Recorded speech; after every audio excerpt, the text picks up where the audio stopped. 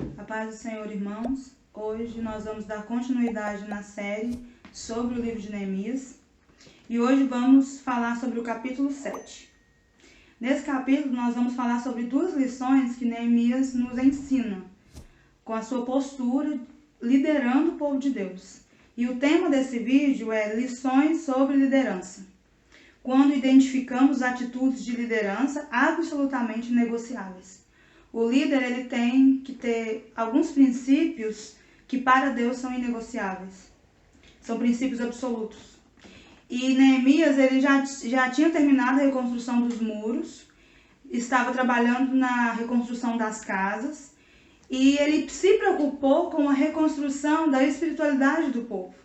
Reconstrução do prédio, do muro, e agora aqui nós vamos ver a reconstrução da espiritualidade. De colocar os líderes, nomear líderes e colocar as pessoas nos seus devidos lugares. Os trabalhadores da obra de Deus, do reino de Deus, nos seus devidos lugares. E tem muitos nomes nesse capítulo 7, muitas informações importantes e profundas. Depois que a cidade passou por uma restauração física, que começou a restauração espiritual, Neemias não se preocupa apenas com a construção, mas também com a intimidade com Deus. Quando nós lemos na primeira lição, que está no versículo 2, diz assim: Eu nomeei Anani, meu irmão, e Ananias, maioral do castelo, sobre Jerusalém. Ananias era um homem fiel e temente a Deus, mais do que muitos outros. No capítulo 2, quando Neemias ele escolhe dois líderes para liderar o povo junto com ele, né? Porque ele começa a distribuir tarefas. E quando ele escolhe Anani e Ananias, os dois critérios que ele usa aqui teriam que ser homens fiéis e tementes a Deus. Neemias estabelece os critérios para escolher os líderes que o ajudariam a governar o povo, que é fidelidade e temor. São os dois critérios principais que ele vê para que aqueles homens liderassem junto com ele o povo. Anani era irmão de Neemias e não foi o parentesco que pesou, mais do que tudo, a fidelidade e temor ao Senhor. Fidelidade e temor a Deus são dois princípios inegociáveis. Todo aquele que quer ser bem-sucedido e frutífero na obra de Deus precisa ser fiel e temente a Ele. O líder que quer ser frutífero no seu trabalho na obra de Deus, o líder que quer ser frutífero, ele precisa ser fiel e temente a Deus. A pessoa que compromete sua fidelidade. A fidelidade fala de obediência aos comandos de Deus. Se a pessoa compromete a sua fidelidade a Deus, não obedece, não é obediente, e compromete o seu temor a Deus, que é o princípio da sabedoria, ele está negociando princípios e atributos básicos dos quais Deus não abre mão. Fidelidade e temor. Temor é o princípio da sabedoria. O líder ele tem que ser sábio. E Deus, quando ele nota em nós que nós tememos, que nós enchemos nosso coração de temor a Ele, que nós temos reverência diante da pessoa que Deus é, é o princípio de sermos sábios. Provérbios 9:10, quem diz? Que o temor ao Senhor é o princípio da sabedoria.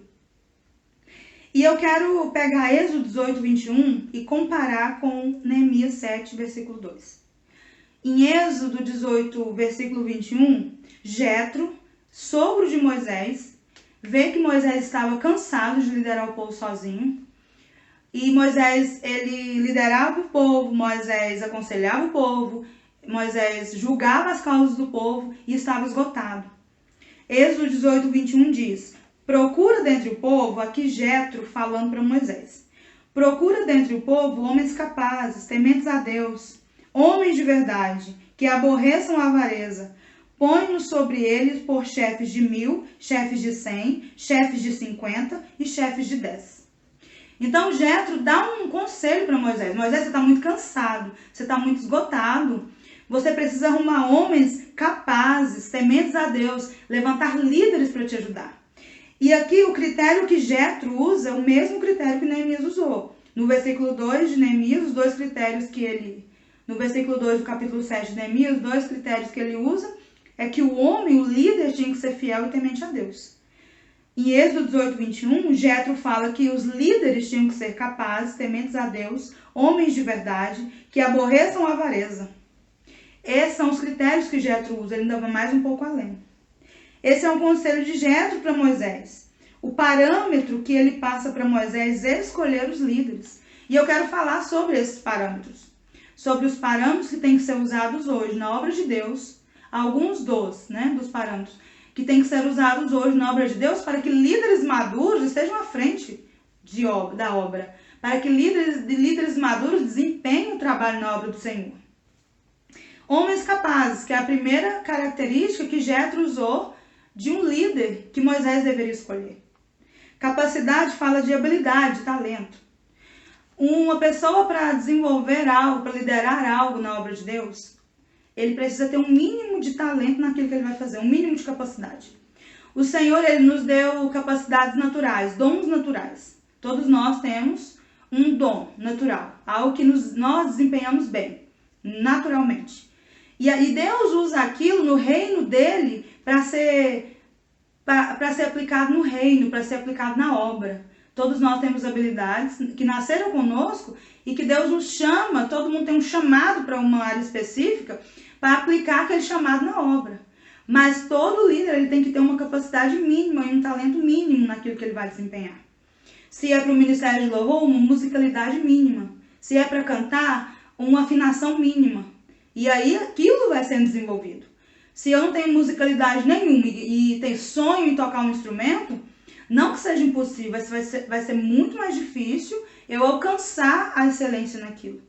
Com muito esforço, nada é impossível. E com obediência, direção de Deus, temor ao Senhor, obediência à palavra, nada é impossível. Mas quando Deus te chama para algo e te deu habilidade para algo, obedeça ao Senhor. Trabalhe no reino de Deus naquilo que o Senhor te chamou. E quando Deus te chamar, você precisa ter uma capacidade mínima para desempenhar aquilo com excelência. A pessoa que está à frente da obra de Deus precisa ter capacidade para desempenhar a tarefa. Nós não estamos falando de 100% capaz. Nenhum de nós é 100% capaz naquilo que Deus nos chamou para fazer, porque nós temos dependência do Senhor. Nós precisamos ser dependentes de Deus, da direção de Deus, daquilo que Ele quer fazer na igreja, daquilo que Ele quer fazer no povo dele. E os líderes têm que ter um ouvido sensível a isso. Tem que ter uma dependência de Deus. Até porque liderar outros implica em algumas habilidades mínimas. Quando você for liderar outros, as habilidades mínimas naquele departamento, naquilo que você vai liderar, ou naquilo que você quer fazer, vão ser exigidas de você. A segunda característica que um líder tem que ter, ele tem que ser temente a Deus. Neemias utilizou esse mesmo parâmetro. Quando Neemias escolhe Ananias, ele lá fala no versículo 2 do capítulo 7 que eram homens tementes a Deus, fiéis. E aqui Jetro também fala, Moisés escolhe homens tementes a Deus. Neemias utilizou esse mesmo parâmetro para escolher líderes.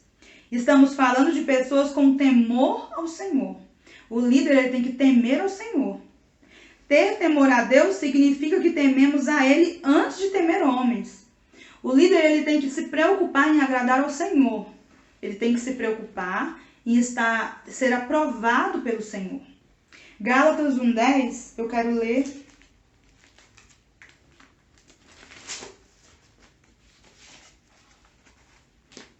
Gálatas 1:10 diz: porventura, procuro eu agora o favor dos homens ou de Deus? Ou procuro agradar a homens? Se agradasse ainda a homens, não seria servo de Cristo. Então, mais importa, ainda outro versículo fala, mais importa agradar a Deus do que a homens. Muitas vezes o líder vai tomar decisões que os homens não podem não entender. Mas se ele tem convicção do que Deus falou, se ele tem convicção daquilo que Deus mandou ele fazer, ele tem que ir à frente, ele tem que fazer, porque Deus está à frente daquele trabalho. A obra é do Senhor, não é nossa. E se o líder ele tem uma direção do Senhor, e mesmo que os homens não entendam, ele tem que desempenhar. Nós precisamos agradar mais a Deus do que a homens. Temer a Deus é fazer tudo que fazemos como se estivéssemos fazendo, único e exclusivamente para Deus. Nós estamos servindo o reino, servindo a igreja, mas tudo que nós fazemos é único e exclusivamente para o Senhor. É a partir do temor que desenvolveremos fidelidade a Deus. A terceira característica dos líderes escolhidos por Moisés, que eles eram homens de verdade. Líder tem que ser homem de verdade. Líder tem que ser mulher de verdade. O líder ele tem que sair daquela infantilidade espiritual, daquela adolescência espiritual, né? Tem líderes que são como crianças, que você tem que estar tratando como criança, e tem líder que você olha para ele está sendo rebelde como um adolescente. Ou ele não tem a maturidade de um homem de verdade, de uma mulher de verdade. Quando falamos de homens de verdade, estamos falando de maturidade. E homem de verdade significa que saiu da infância espiritual. Você não precisa pisar em ovos, né? O líder ele tá debaixo de pressão. Ele tem que buscar do Senhor diretrizes, estratégias para desempenhar aquele papel que foi colocado na sua mão, desempenhar aquela obra, multiplicar aquele talento. Então ele não pode ele não pode estar na infância espiritual, ele não pode. Por isso que lá em Timóteo fala que nós não podemos chamar os neófitos para ocupar cargo de grande peso na obra de Deus. Porque o líder ele tem que ter saído da infância espiritual. E é triste ver muitos líderes vivendo uma eterna infância espiritual ou uma adolescência espiritual. Um líder que não tem o pulso firme naquilo que está fazendo, que está debaixo de pressão e se acha no direito de ir contra a palavra de Deus, ou se acha no direito de abandonar aquilo que está fazendo quando acha que é necessário. Ser homem de verdade significa ter caráter aprovado. A quarta característica que Jetro fala para Moisés, para ele chamar líderes para ajudá-lo naquela obra, que odeiem a avareza.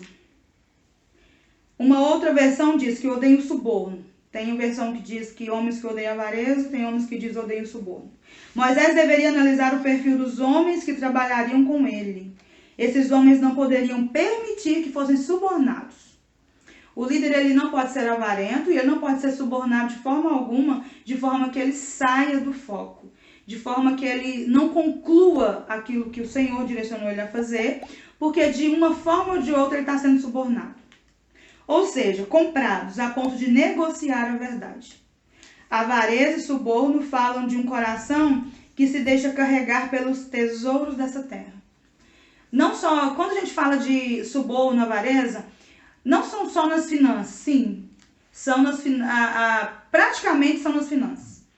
Mas quando a gente fala de suborno, de estar com o meu coração onde para que a obra de Deus seja feita? Onde eu que estou à frente de algo na obra do Senhor. O meu coração está onde? De forma que a obra seja desempenhada com excelência. Quando analisamos o tipo de líder que Moisés e Neemias escolhem, percebemos a seriedade da obra de Deus. Quando a gente começa a analisar essa característica dos líderes que esses dois homens de Deus escolheram, nós percebemos a seriedade de estarmos fazendo algo na obra do Senhor. Eu não faço algo na obra do Senhor porque faltou alguém, porque não tem ninguém. Eu não faço algo na obra do Senhor porque se eu largar não vai ter ninguém para fazer, porque ninguém é insubstituível. Eu faço a obra do Senhor porque Deus me chamou, porque Ele quer trabalhar em mim essas características. Ele quer me tirar da infância espiritual. Ele quer me tirar da adolescência espiritual. Ele quer me fazer uma mulher de verdade. Ele quer te fazer um homem de verdade. Ele quer fazer você um obreiro aprovado. E eu não estou falando que só pessoas perfeitas devem estar à frente da obra. São pessoas que não brincam de liderar. Nós não podemos brincar de liderar. Mas nós temos que ser aprovados. Trabalhar sob pressão. Liderança é guerra espiritual. Liderança é as pessoas olharem para você, os seus liderados, aqueles que estão chegando, aqueles que você discipula, olharem para você e ver em você um homem aprovado, um homem de verdade, uma mulher de verdade, que tenham princípios inegociáveis. Temor ao Senhor, quais são os princípios inegociáveis que a gente acabou de ver aqui? Temor ao Senhor, habilidades, fidelidade a Deus e abominação pelo suborno e avareza. Temor ao Senhor, fidelidade, certas habilidades, abominação pelo suborno e avareza. Nós temos que trabalhar essas 4 características. O reino de Deus precisa de líderes que tenham essas 4 características, que sejam homens fortes, homens de verdade, mulheres fortes, mulheres de verdade. Habilidades são aprendidas, caráter é inegociável. Habilidade você aprende, habilidade você desenvolve, habilidade você busca. Se você quer fazer algo e quer aquela habilidade, você pode correr atrás, mas caráter não. Caráter é inegociável. O cristão, todo cristão, ele precisa ter um caráter inegociável. E agora vamos para a segunda lição. A segunda lição que aprendemos no capítulo 7 está no versículo 5. No versículo 5 diz assim: Então, o meu Deus me pôs no coração que eu juntasse os nobres, os magistrados e o povo, para registrar as genealogias. E achei o livro da genealogia dos que subiram primeiro, e nele estava escrito o seguinte. Aqui Neemias arde no coração dele de registrar a genealogia do povo. No início do versículo fala, Deus me pôs no coração. Quando ele decidiu registrar a genealogia do povo, não foi algo que ele instantaneamente deu um clique e falou, vou registrar a genealogia do povo. Não. Deus direcionou Neemias a fazer isso. Eu imagino que não foi um trabalho fácil, mas ele teve que registrar. Isso é organização. Ele tinha terminado de construir o muro. A muralha estava construída. Aquele povo estava ali dentro. Eu gosto muito do versículo 4, que diz assim... Vamos lá para Neemias 7, versículo 4. Diz assim, a cidade era espaçosa e grande, mas havia pouca gente nela e as casas não estavam edificadas ainda. A gente olha para o capítulo 7, lê ele e a gente fala, esse capítulo ele só fala de genealogia, não tem nada para dizer. Mas quando você observa, medita, esse versículo 4, ele falou muito comigo. A cidade era espaçosa, Jerusalém era muito espaçosa, cabiam milhares de pessoas. Mas havia pouca gente nela e as casas não estavam edificadas ainda. Havia pouca gente nela. Quantas igrejas hoje espaçosas e os bancos estão vazios? Volta, o banco está vazio. Aqui quando Neemias, ele começa a contar, né? Deus coloca no coração dele, tudo bem, o prédio está pronto, a muralha está pronta, mas tem que fazer a genealogia do povo, tem que saber a linhagem dos sacerdotes. Os sacerdotes têm que estar no seu lugar, os levitas no seu lugar, os cantores no seu lugar, os porteiros no seu lugar, os servidores do templo, os que cuidavam dos tesouros do templo, os servidores do povo, os que cortavam lenha, todos têm que estar nos seus devidos lugares, conforme Deus chamou. Então, se os bancos estão vazios, é porque falta voltar ainda pessoas da Babilônia. Não tinha subido ainda todo mundo. Jerusalém é enorme, os bancos vazios e a cidade vazia.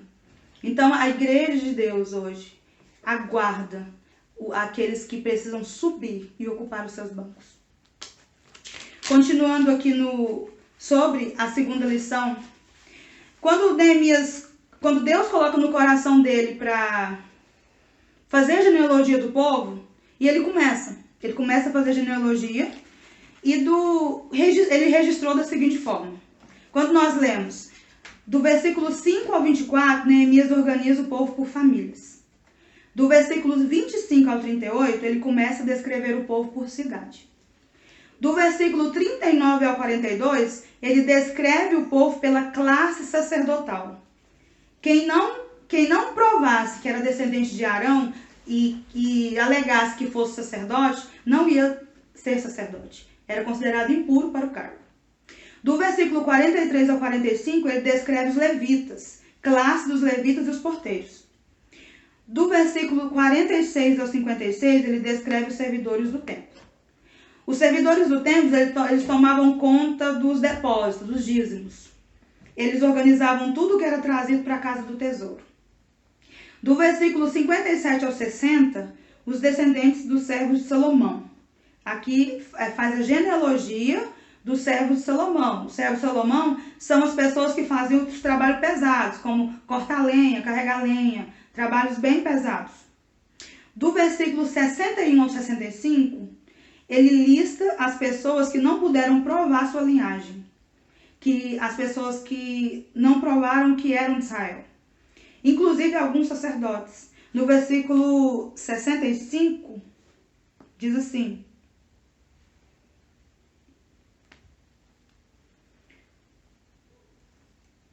versículos 61 e 65. Vamos ler.